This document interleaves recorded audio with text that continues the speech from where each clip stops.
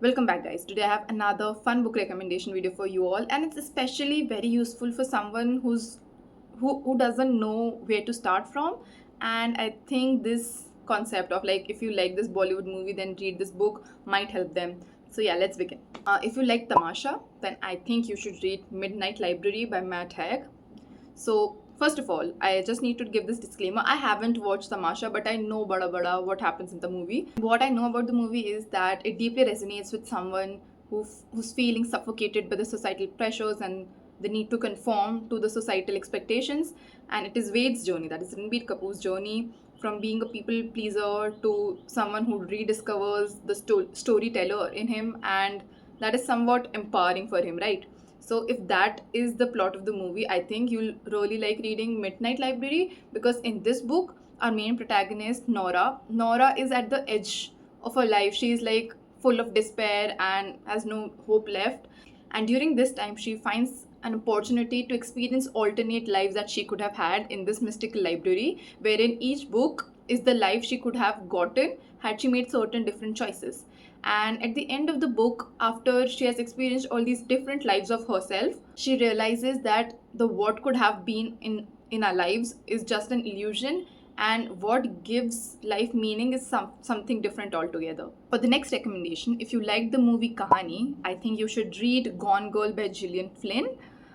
And let me tell you why. So, Kahani is a story of a pregnant woman who's searching for her missing husband, and in this journey of hers, she's tangled in deception, lies, secrets, manipulation. On the similar lines, we have this book Gone Girl, in which a seemingly perfect wife vanishes on her anniversary and her husband goes on a quest to find her. However, beneath the surface, it is a cunning, dark story of manipulation, of deception. And what Kahani and Gone Girl have in common are female led psychological thrillers, hidden motives, a layered storyline, and a subtle critique on the societal norms.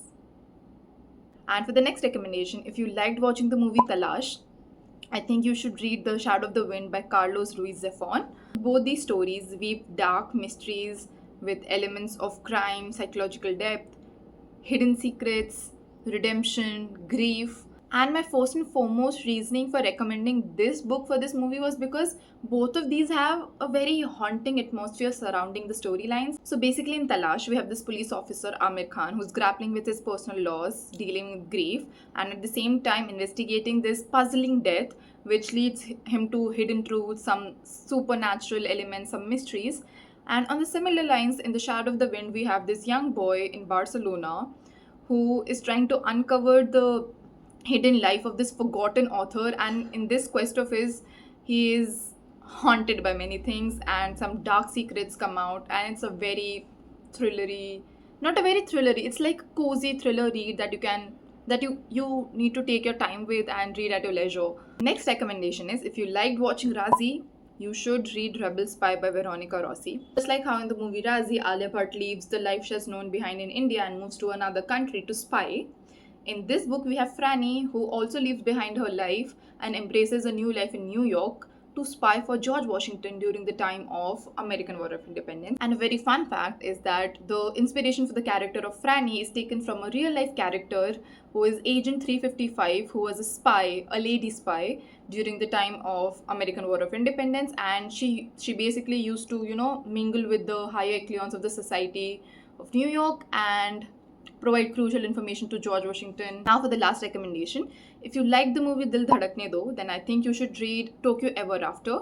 For me also, this is a little far-fetched, but I think there are certain parallels in both the storylines. So in the movie Dil Dhadakne Do, we follow this wealthy, influential family, perfect on the paper, yet deeply flawed beneath the surface. And in the book Tokyo Ever After, we follow a teenager's life who has recently found out about her royal heritage and now has to deal with this complex family dynamic of a newfound family. What both these stories have in common are that they both deal with issues of identity, of family secrets, of breaking free from the societal and familial expectations. And another thing that they both have in common is that both the narratives balance perfectly between light-hearted moments, funny moments, and also the deeper emotional truths. So yeah, those are the 5 recommendations I could come up with.